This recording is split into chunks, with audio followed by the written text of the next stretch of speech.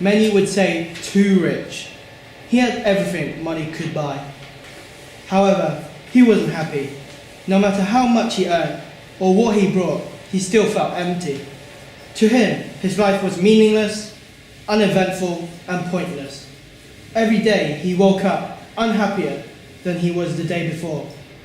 He would then proceed to drive himself to his company, A&Co, going home richer than he was when he arrived.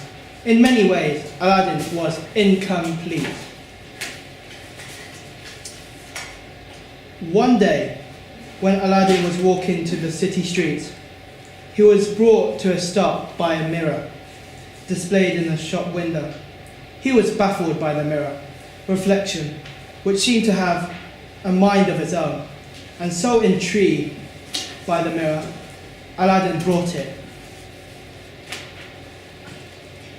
When he arrived at his house, Aladdin placed the mirror upon the wall and stood back, admiring the mirror. However, the longer Aladdin looked at the mirror, the more he realized the reflection was not the reflection of his own.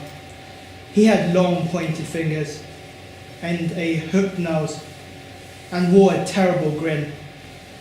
Scared by the mirror, Aladdin left the reflection, went about his day. That night, the mirror said its first of many words of torment. The reflection spoke of Aladdin's hurt and insecurities. The mirror torments were relentless, quickly became routine to Aladdin's life. Aladdin would wake up and go to sleep to the reflection's torment.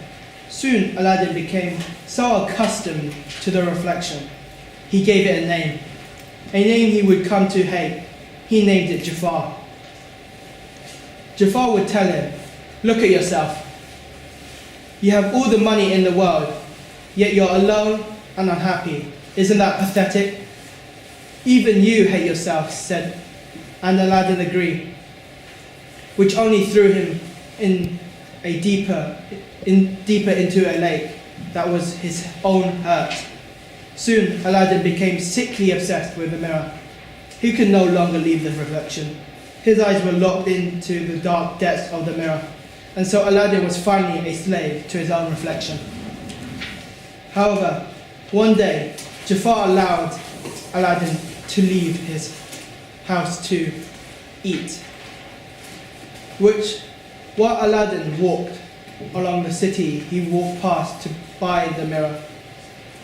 When he was stopped by a sight of a little girl in rags, sitting on the doorstep of the shop. She held both her hands, asking for pocket change by passerbys. Aladdin took pity on the small child and pulled all the money from his pocket and handed it to the small girl. The girl smiled with a bright and hopeful smile, but she noticed his distraught face. "Why do you frown?" she asked. Aladdin explained to the story about the mirror to the little girl and how he brought it. Whilst Aladdin told the story, the little girl was reminded of the time where her father brought the mirror, which paid for his life. However, before she could say anything, Aladdin had left.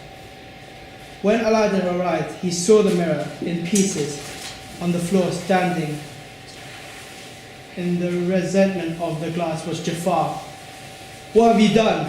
You have destroyed my home, my voice."